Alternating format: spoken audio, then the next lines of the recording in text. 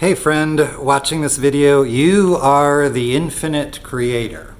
Learning what you are by experiencing what you are not. That's the premise of this film. Welcome to planetOZ. I'm Oz. And yeah, I hate to break it to you. If you didn't know already, you are the infinite creator. And you are presently learning what you are by experiencing what you are not. So this is a concept I'm taking from esoteric texts, and I'm going to distill it down here, basically what it says and what the reasoning is behind this. So for starters, when you think about it, if we begin with this premise that this is based on, that the truth of all of us is that we are at the core one, and we are one infinite eternal consciousness. So if you assume the point of view of a consciousness, you can relate to it. You have a consciousness, your consciousness thinks and feels and all of that, and so this infinite consciousness would do the same. One thing most of us do with our consciousness at some point in our lives is we ask, who are we? Like at a really deep level, like who are we? Who am I? And we really ask that, and seekers ask that. Since your consciousness is a fractal of the infinite consciousness, it makes sense that if you would ask the question, who am I? An infinite consciousness would ask the same question. And so, according to this esoteric theory, take what resonates, but this idea essentially says that our very existence is an illustration of exactly this. This realization that an infinite consciousness cannot see itself in an infinite state from an infinite perspective and know what it is. It doesn't go anywhere. The two infinities, infinitely looking at the infiniteness of each other's infinity, you can't get there. For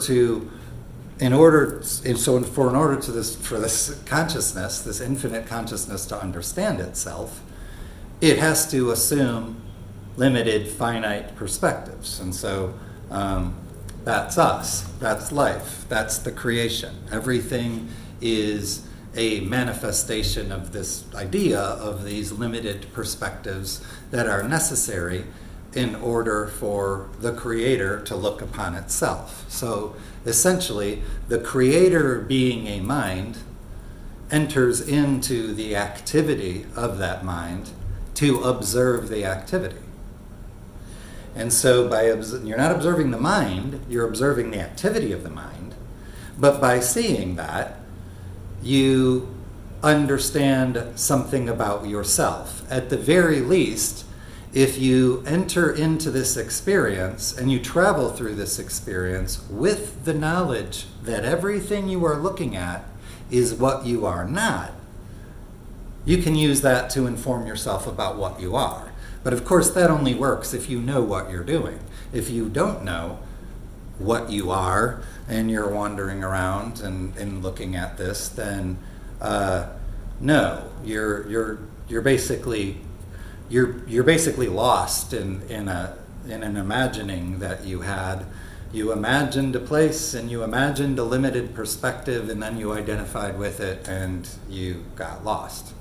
So that happens to all of us. You get lost, but then you find your way back. I like this analogy. When I was a little kid, I wanted to get into sports and start playing sports, and so people would say, all right, well, what do you want to play? What sport do you want to play? And my intuitive response was something I'm good at.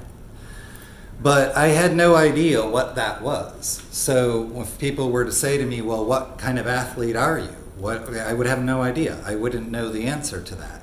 And so over the years through elementary school, I played pretty much every sport at one point or another, tried it a little bit. And I can assure you I am not a football player. I am not a basketball player. I am not a baseball player. But what I would say I am, by my definition, which was that which I was good at, that I kind of took to, that would have been soccer, hockey, skateboarding. That's all I can think of at the moment, but that's enough. Hockey, soccer, skateboarding. And so what happened there? I was like this tabula rasa. I didn't know the answer. I only knew I wanted to play some sports. What was I? I don't know. But my idea of how I would define myself as an athlete would be what I'm good at. I wouldn't go around telling myself I were a basketball player after I had seen clear evidence that that was not true.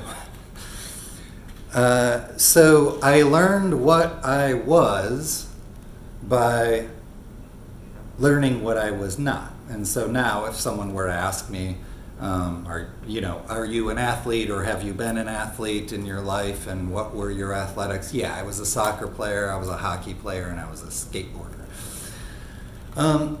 But let's take another example just to kind of see this through.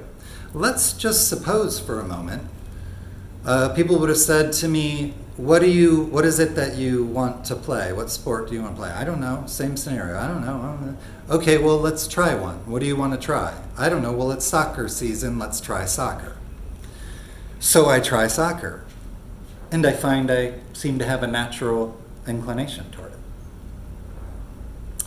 So then, okay, what's next? Oh, well, winter rolls around. Let's try hockey. And so I try hockey, and what do you know? I'm an awesome hockey player. Wow. I don't even remember learning any of this. So then summer comes, and hey, all these kids are skateboarding. I'm going to skate. So then I skate, and so what conclusion do I come to now? 3 for 3. What am I? You ask me what I am? What am I? I am an incredible athlete. I am amazing at absolutely everything. It doesn't matter what you put in front of me. I am going to rock that. 3 for 3. See? So I still, after trying 3 sports, would have remained confused as to the truth about what I am had I not continued forward to pursue the question further. And understand that so long as there is more to try in the what am I and what I am not, I don't have the clearest picture of what I am. Because then once the next season came around or whatever, and I did try basketball or baseball or football, wow, would I have been in for a rude awakening. I would have been eating so much crow over that bragging that I did about being a phenomenal athlete at everything. So anyway, yeah, in that same sense, the gist of this concept, the infinite creator, assuming your form, observing all of this, observing the creation, observing all of this, imagining that it is not. It's imagining it all. So it observes all of that. And if it does so, with the cognizance, with the awareness that it is looking at what it is not, then it does gather information about what it is. If it identifies with it too much, it gets lost and it goes for a walkabout.